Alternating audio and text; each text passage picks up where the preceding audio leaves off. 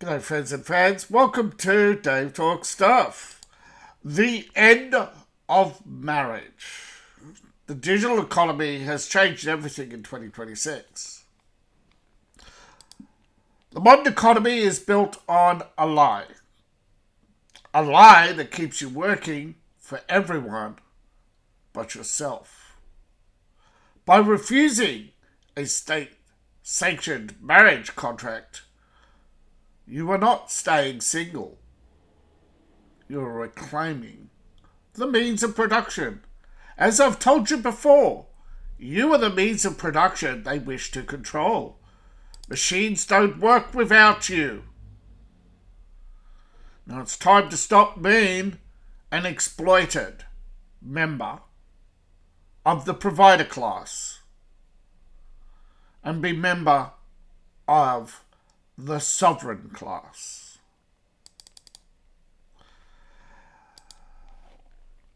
We are breaking through the traditions of politics, folks. Left, right, they're meaningless now. To most of us, the left is to the shackles, to the right is freedom. Out the door goes Karl Marx, Friedman, and all the other exploiters. Because that's what their models are. Their models are merely to gain the most number of people under the control of the least amount of people. And along the way you have various layers which government looks big, but in reality they are nothing but large anchors of the exploited, the parasite class, on top of you to keep you down. Now, before I continue, I'd like to remind you that this channel is sponsored by you, the viewing audience. Empire Valves, that's one word, empirevalves.myshopify.com. Get your Empire Valves themed merch. Empire Valves by David Applegate. Step into a world of magic and wonder with the Empire Valves, where science and technology meets fantasy, hope and wonder. Your one-stop shop for enchanting treasures based on my writing come to life. These artifacts will touch your heart and ignite your imagination.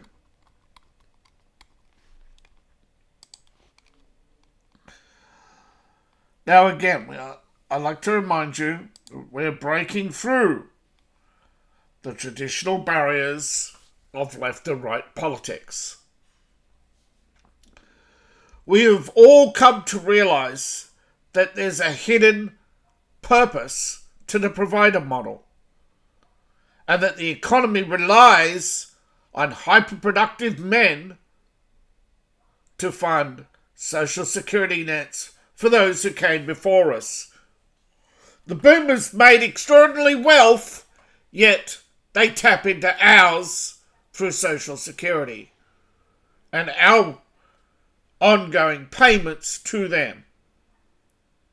There's a huge discrepancy between the rising cost of living and the return on our production. That the traditional family has become dysfunctional. That the diminishing returns on social status for the provider. The boomers have pulled up the ladder. The legal framework that they engaged in does not exist.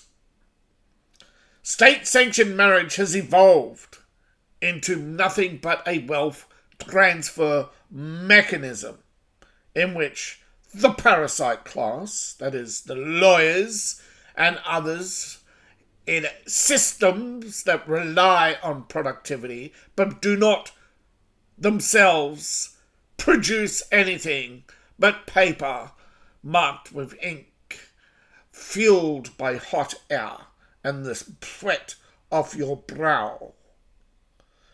These overpaid ninnies care naught for your suffering or effort, only what they can extract in what they call the judicial system. See, the wealth is transferred from the private individual to the public institution. That is communism. It is by another name, slavery. Leveraging the power of total withdrawal is in your hands. Because once you understand how you can leverage your labor in an ever decreasing labor market and become a resource, not for a failed system. Because we do not have capitalism. And capitalism is not a system. Capitalism is a moniker. It is merely an adjective that describes an immaterial object. In most cases, there is material. Capital is the means of production.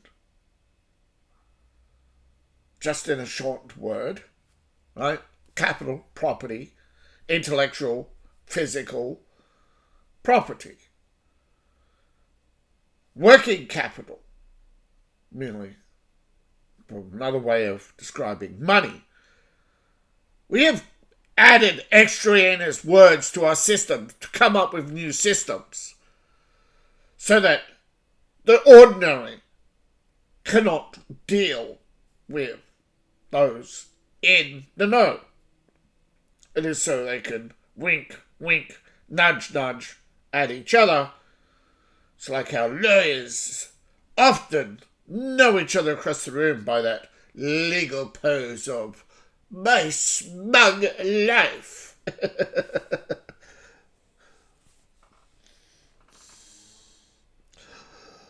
So, understanding that mgtow and other things such as laying flat was a form of protest in the beginning, or just merely removing oneself from a system that neither served their purpose from the observation of left or right, because so often when one reaches a certain age, one is no longer considered highly productive labour, and you are not managerial class material. For there are, again, only at least on the prima facie 10% of jobs for the moderate elite, aka the middle class, and only 1% of elite jobs. The rest toil away. It's like, and the Romans figured this out a long time ago. Seven strata, the Greeks and many others all came to their own equal conclusion of the seven strata society. Japan had four. A rather minimalist, broader approach in which they put the elite, the farmer and landowner above the merchant, and then go above the masses. So if you didn't fall into any of the three classes, you were automatically in the fourth. Whether or not however you wish to structure it, does not matter. The fact is, the system is failing. Donald Trump can only last for so long. He, like all past leaders, cannot be replicated. His decision-making process took decades in the making. And somewhere along the line, we have to put up with 2, 3, maybe 4 wannabes, just like, but you don't know. Like, there are a lot of people who wanted to be Reagan. But the inheritor class got in the way. Neocons are the inheritor class. They watch others build systems, then they want to somehow preserve it, but at the same time make it theirs. And they don't realise each and every cycle of leadership has to be is the product of its circumstances and has to be its each and own entity. Reagan was a product of the Cold War. Bush was a product of the Cold War and the post-Cold War era. Obama was meant to be, well, even Clinton, although Clinton was a product of the Cold War and the post-Cold War era, Obama was meant to be the new era where there was no boogeyman. Instead, he created new ones. And then old enemies started to become comfortable to being old enemies rather than new friends.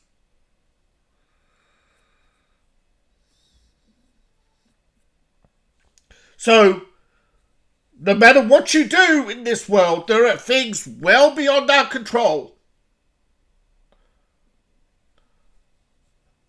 And women, we understand this now, they come into our life to latch on, to control us, to extract wealth from us, and then they move on when they're done. And they don't look back. Now, I'm not talking about all women. But let's face it, the ratio of good to bad is suggesting the majority of us are better off single. It's a failing system because we have no control, no rights. Control. We are not a protected class. The protected class are the parasites who collectively vote against us. But unfortunately, too many vote with the parasites thinking that they too are going to get a taste of what can only go to the few. If you take a large pie and slice it many ways, equally, you all equally starve. So some animals have to be more equal than others. Now, we're not talking about traditional capitalism where you, by the merits of your labour and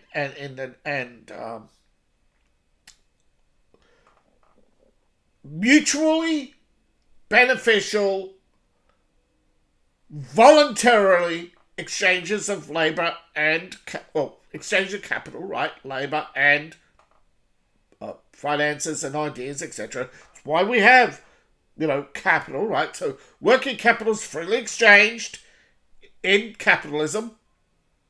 Sorry, in free market capitalism. But the problem is it lacks collective restraint. Whoops. Alright, so our collective decision means that we can reevaluate our lives, re-educate ourselves, and come up with new ways to express ourselves creatively, artistically, however you want to do it, or video content, an industry that's never existed before the internet. It's so, all these new, you have so many digital platforms now. So many ways to express yourself. And yes, those who came before us in the early days of digital had an unfair advantage. They all come from wealthy class. They were all wealthy to begin with. They were idle. They were the bourgeois class, the idle rich. And don't tell me Mr. Beast wasn't rich before he started. Look at some of his elaborate sets. Look at the large giveaways he engaged in. He had money behind him from day one. We all know he answered a casting call for a talent agency, along with Hassan Piker and all the others. They're all recruited from talent agencies, okay? And talent management organizations, right? Some people in the pool of life get more followers than others. He leveraged that and won. But it became an unfair leverage in which now we know Some things, like YouTube, is geared against competition to those who've already made it. So the early days of YouTube, and even today, is still reflective of today's society. Now, YouTube hates criticism, so I won't go too deep into that.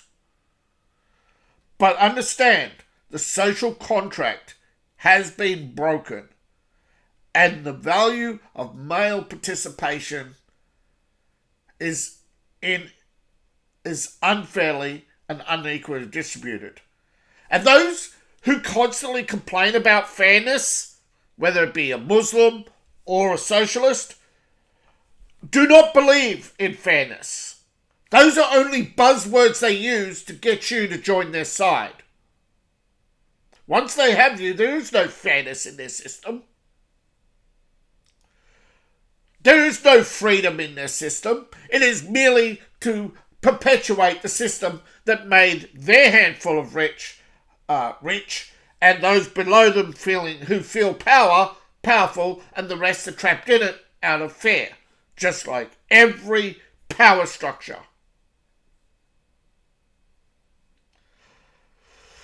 We're in a unique situation in which freedom is now the new buzzword.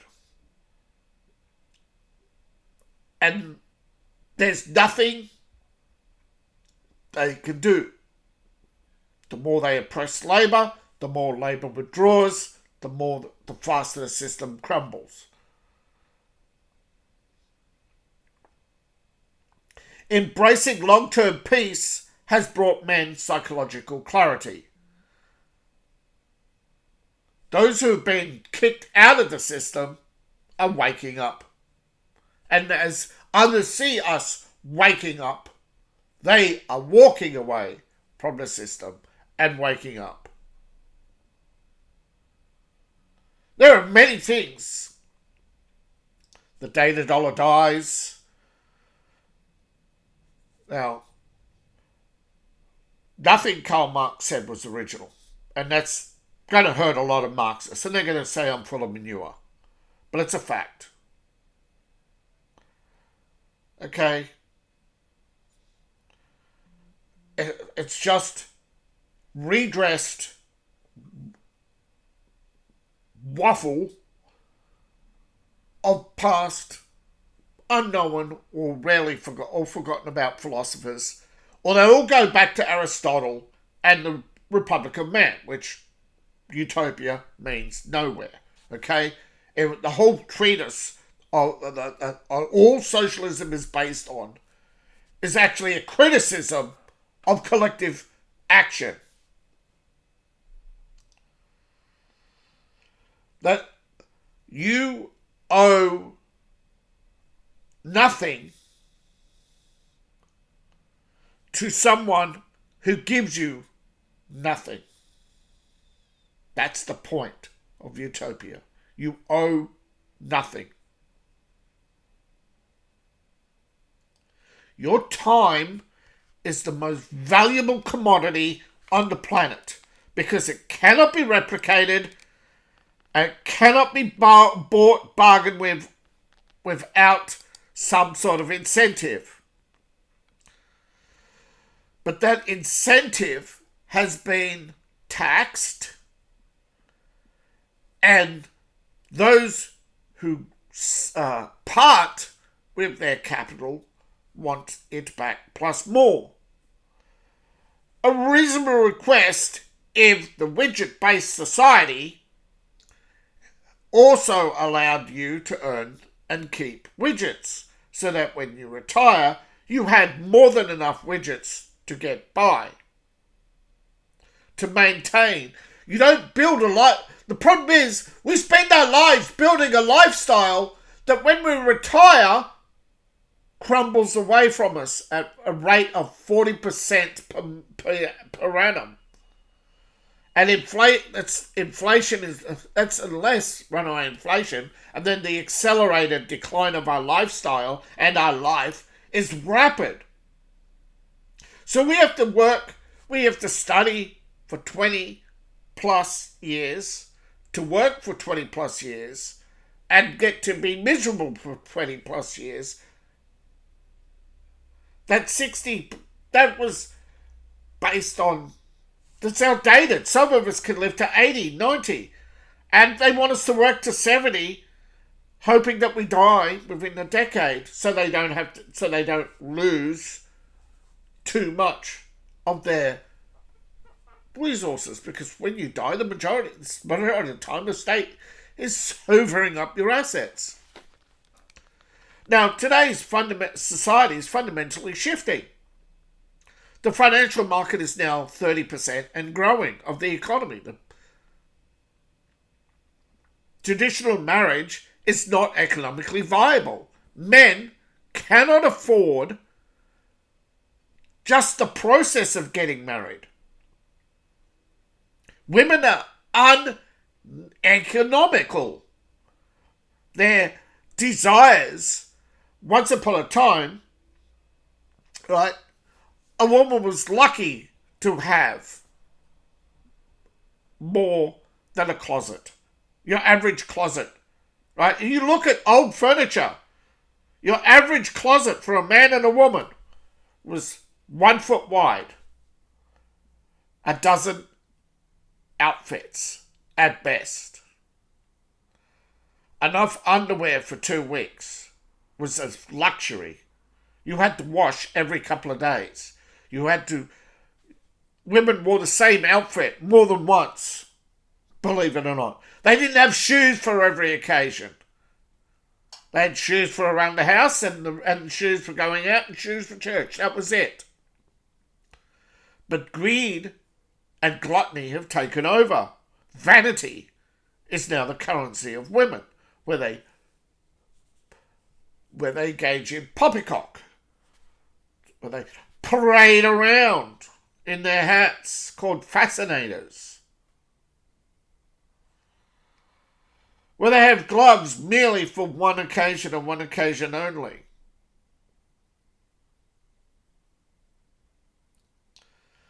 The idiocracy has taken over. But in this shift, right, the financial network, the digital economy rewards intellectual labour over physical labour.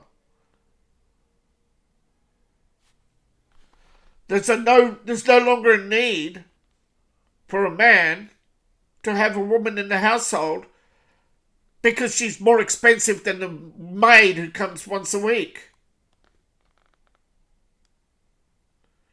You could pick your shopping online and have it delivered cheaper than most people are living cheaper without a wife than with. Higher property taxes for a house that's going to be empty within a short period of time. For a lifestyle you can't maintain when you retire anyway. Now we all know what triggered it. Boomers, as they started as the economy really soared off in the 70s and 80s, started in the 60s, through the 60s through to the mid-80s, boomers were selling off their houses. That became the business model for so-called elder prosperity, right? Retire, sell your house, take a world cruise, leave nothing for the children. That created a price wage spiral from the 70s onwards that no government has been able to control. China, in order to respond to this spiral, collapsed its economy. Now everyone's looking to China and seeing whether or not deflation is the answer to today's inflationary spiral.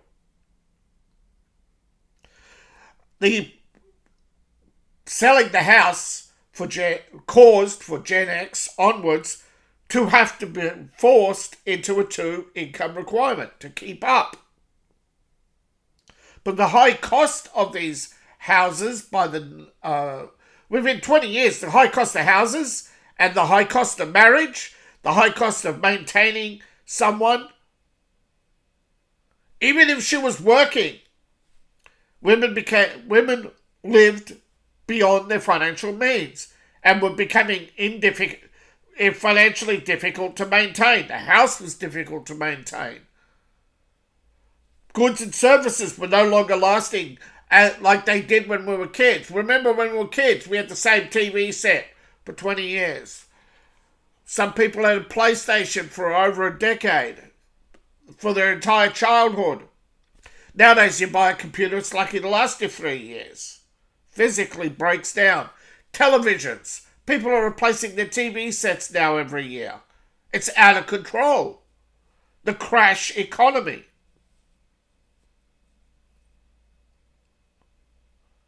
So we're opting out of the dual income requirement. Because when it gets close to retirement, she's gone with everything. Plus, a lot of men in high demand situations can't afford a family because they have to move.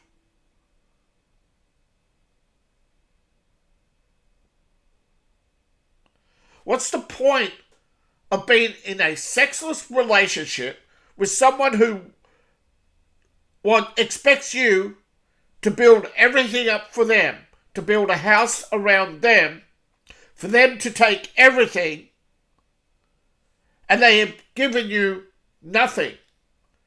A lot of marriages, there's no child or only one child.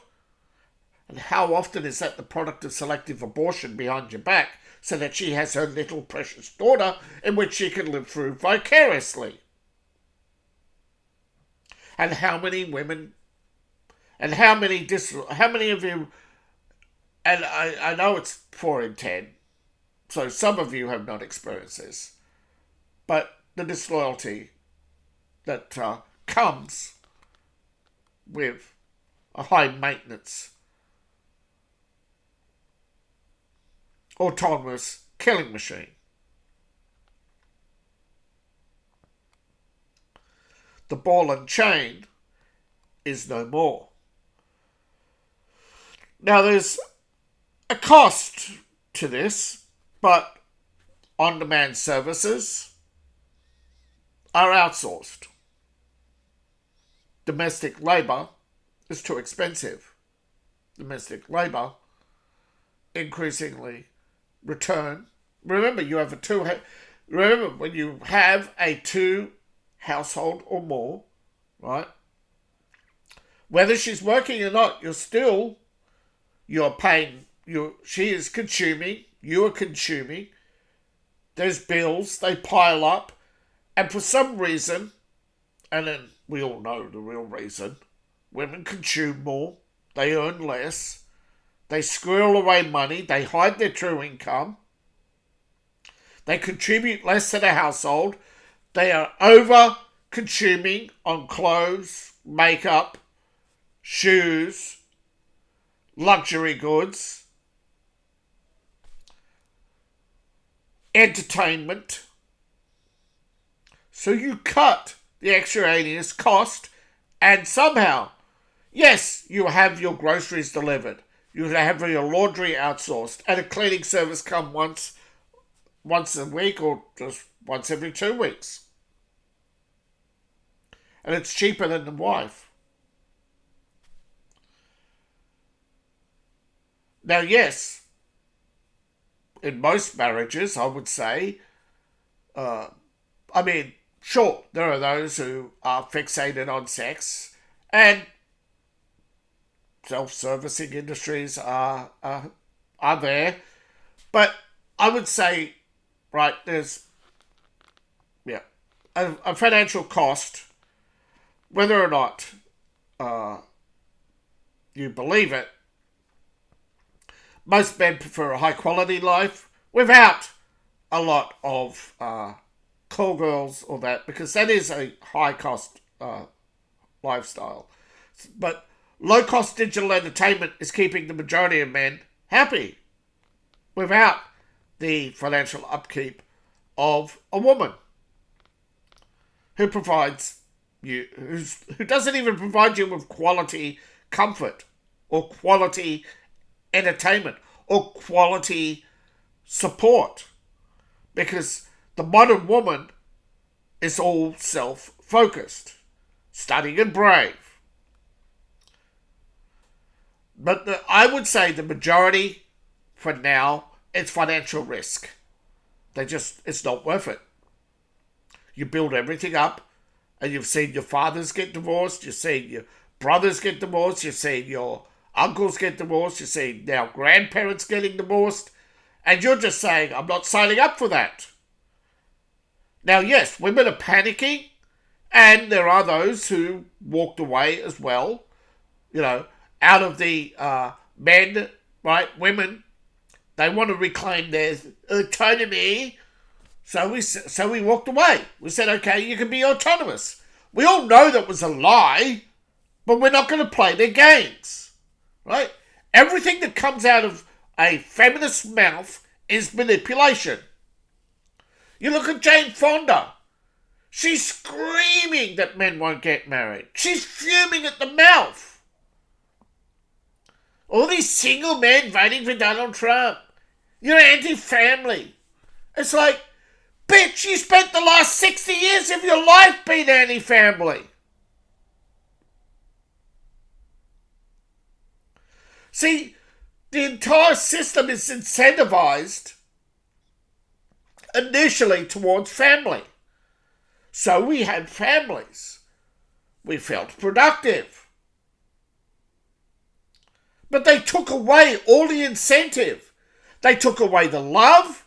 They took away the warmth, the comfort, the security.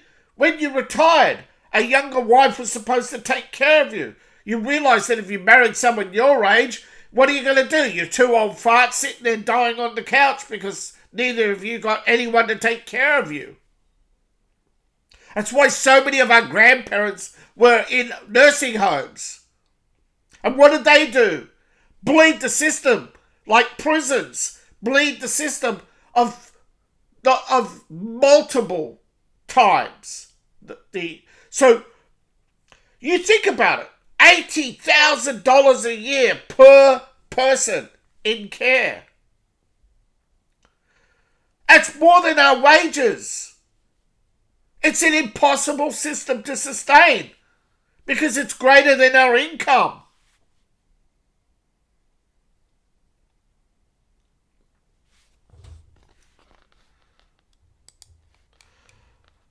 As we get older, our medical bills are draining us. The cost of healthcare is draining us. And again, marriage, healthcare, legal systems, all these large systems drain us of our wealth and are giving us less in return than previous generations. The medical care I grew up with is not what you grew up with. And your children, if you have any, are growing up under an even different healthcare system.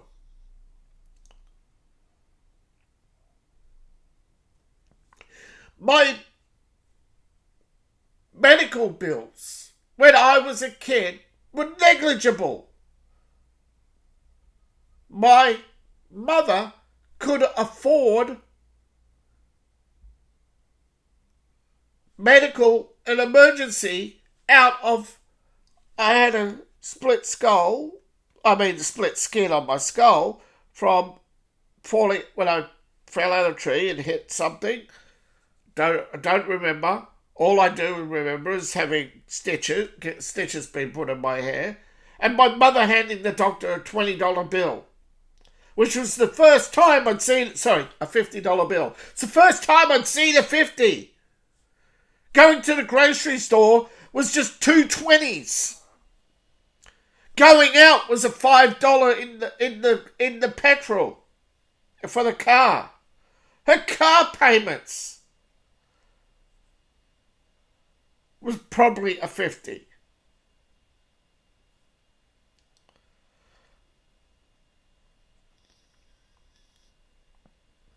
Between my grandmother, mother and uncle, they could pay the council rates and stay in their home after my grandfather's death.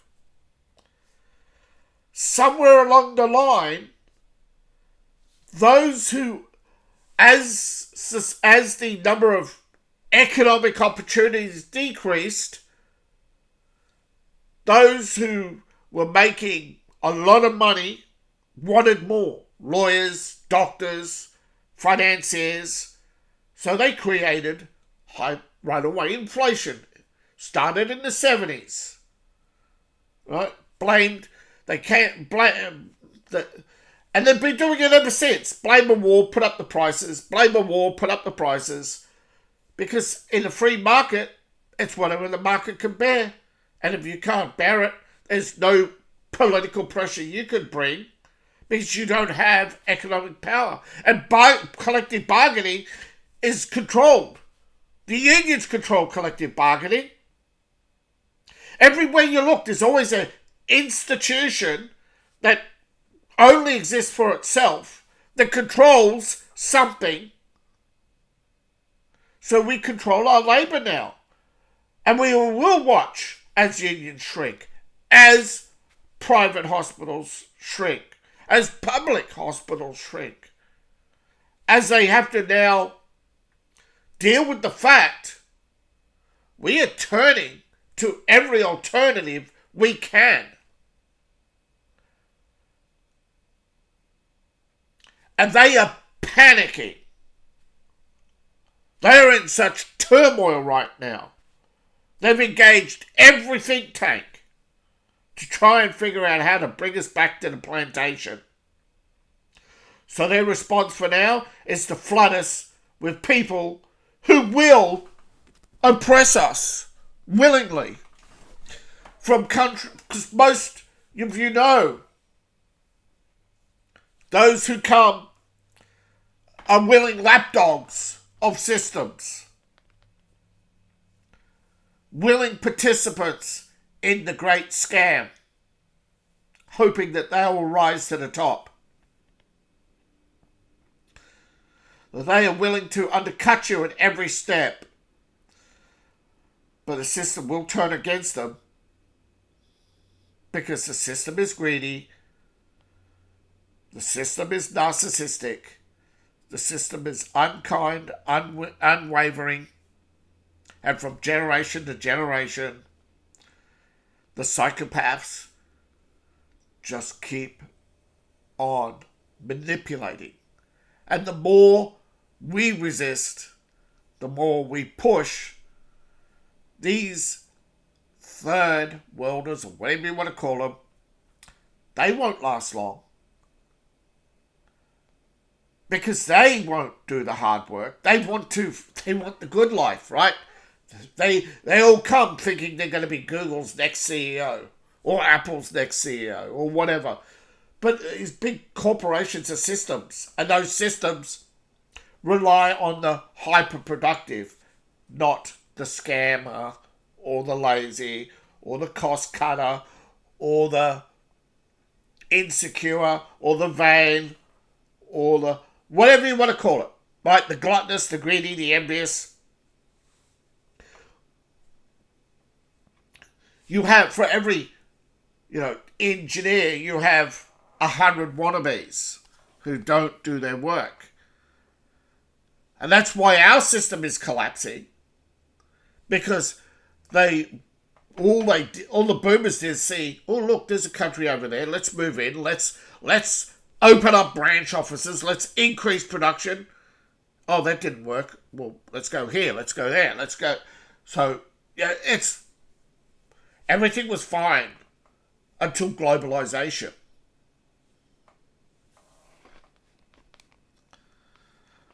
But I think for most of us out there, you're just looking to survive, to get through, to get by. So am I, by the way. I'm not Mr. Beast or any of those other people in the past who have a guaranteed income, right? I think the last big deal, I think, was Joe Rogan. Most podcasters aren't paid. No one knows who the real audience is anymore. We've seen what happened recently when bots were turned off. Mr. Beast losing all these big channels losing subscribers when the bots were turned off.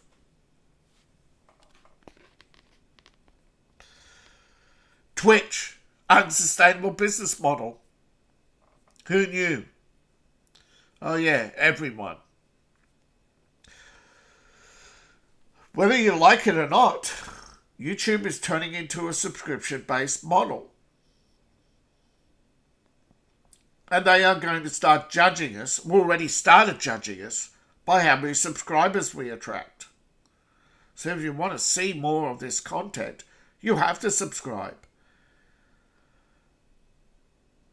If you don't watch enough of that content, your view doesn't count. If you don't engage in any means while watching and just let videos play, your views don't count. This is a very precarious time for content creators because we're taking longer to get out of the once upon a time, people built channels very quickly. Now, as the audience is spread thinner, people have got more alternatives for entertainment. Yeah, it's difficult. And same with money. We need your financial support, whether you like it or not. And it's, for now, I'm not asking for a lot. You can join my Patreon for $1 a month. All my links in the description below, in my link tree, or scan the QR code to the screen. Thank you for listening. See you in the next video. Bye for now.